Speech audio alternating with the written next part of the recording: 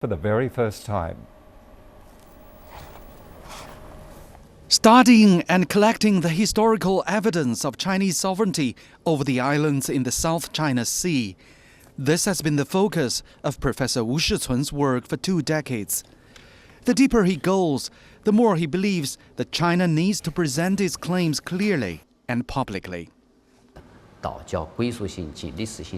U-shaped line, or the 9-dash line, is a line of ownership of the features and historical waters. It indicates China's claim of sovereignty over all the islands and reefs within the line, and China's historical rights in fishing, navigation, and exploitation in the South China Sea. This Chinese map was drawn by the Ministry of Interior of the Republic of China in 1946.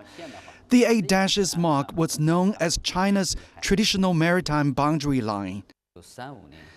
And this textbook, published in 1936, marks the island groups within China's domain and China's southernmost boundary at Zhengmu Ansha, known as James Shoal in the west, at 4 degrees north latitude.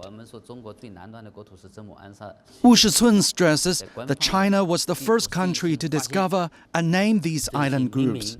The history of continuous use and exercise of authority spans over 2,000 years. This map identifies some island groups as Wanli Changsha, literally meaning long sandy banks tenths of thousands of miles afar. They are marked as the territory of the Ming Dynasty. The Institute has collected some rarely seen historical documents which trace a period of history which is not well known. Wu Shicun says no other country can provide more definitive evidence to support a claim. But today, the stakes are much higher.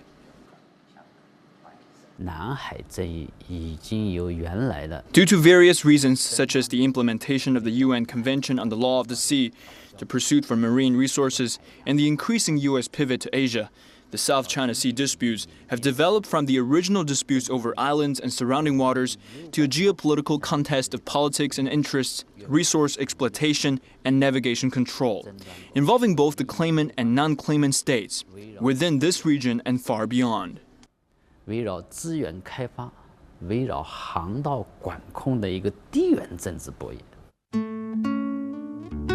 Wu Shicun believes that handling the South China Sea disputes requires prudence and the eventual resolution will take a very long time.